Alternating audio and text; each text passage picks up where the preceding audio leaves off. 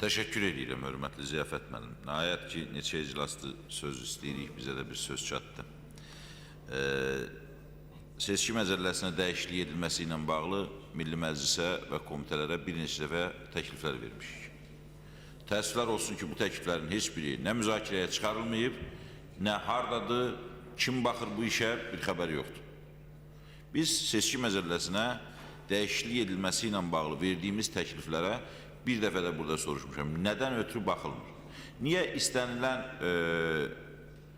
deputat qanunvericilik təşəbbüsündə çıxış edəndə baxırsınız, əgər hakimiyyətin maraqlarına uyğundursa, amma bütövlükdə müxalifət adından mən burada təklif vermişdim, onu hələ də müzakirəyə çıxarmamışsınız.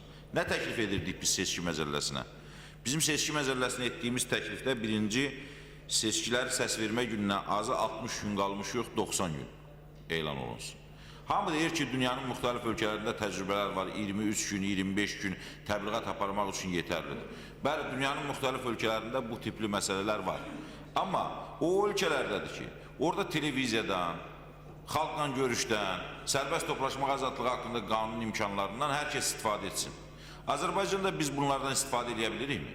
Sumqayıt şəhərində keçən bazar günü biz dövlət tərəfindən maliyyələşən partiya qismində tədbir keçirdirik. Mən İctimai Siyasi Şöbənin müdürünə də bu barədə dedim, Əli Həsənova da.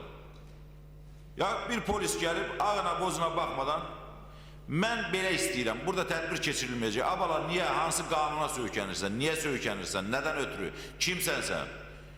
Çıxın, çıxmasanız hamını həbs edəcəyik və içəri dolduracağıq. Ya belə bir şəraitdə 23 günə nə etmək mümkündür? Ha, şərait olsaydı ki, bizim imkanlarımız olaydı görüşə, bu başqa məsələ. Amma eyni zamanda hörmətli həmkarımız Əli Əhmədov bütün regionlarda Yeni Azərbaycan Partiyası adından görüşlər keçirir. Bəs bizə niyə icazə verilmir? Niyə Ümid Partiyasının Sabirabadda, Sumqayıtda, İmişlidə və başqa rayonlarda konferansları dağıdılır? Amma Yeni Azərbaycan Partiyası keçirdir. Eyni tədbirlər Azərbaycan Xalq Cəbhəsinin başına gəlib, Müsavat Partiyasının başına gəlib. Və siz əgər bunu nəzərdə tutursunuzsa, seçki məcəlləsində 23 günə 70 inzibati dairəni, rayonu və 125 dairəni əhatə edən müxalifət hansı resurslarla necə iştirak etsin? Ona görə də biz təklif etmişdik ki, 90 günə qaldırılsın. İkinci, bizim təkliflərdə kifayət qədər aydın şəkildə mərkəzi seçki, dairə və məntəqə komissiyalarının formalaşdırılmasından söhbət gedirdi. Biz bir mənalı şəkildə, bugün də etiraz edirəm buradan, bunu cənab sədrin də diqqətinə çatdırmışam. Komissiyalarda bizim hüquqlarımız tanınmayıb. Nə mərkəzi seçki komissiyasında, nə dairədə, nə məntəqələrdə.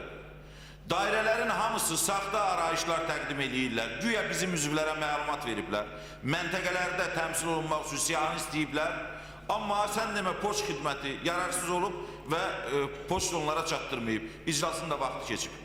Nə oyunbazlıqdır bu? Hara qədər gedəcək bu oyunbazlıq? Sabah qarşıdan seçki gəlir.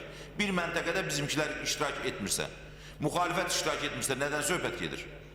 Yəni ona görə hesab edirəm ki, bu edilən dəyişikliklərdən daha çox ümumən Azərbaycan cəmiyyətinin təklif etdiyi dəyişikliklər həyata keçirmək lazımdır. Mən təbii ki, bundan əvvəl yazılmışdım. Cari məsələlərdə də çıxışa bir məsələyə də xüsusi diqqət ayırmaq istəyirdim.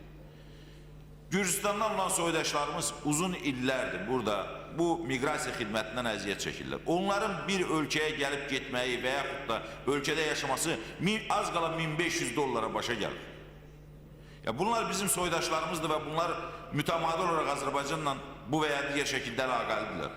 Onların sadələşdirilmiş formada həyata keçirilməsini və hüquqlarının qorunmasını təmin etmək Azərbaycan üçün çox ciddi vacibdir.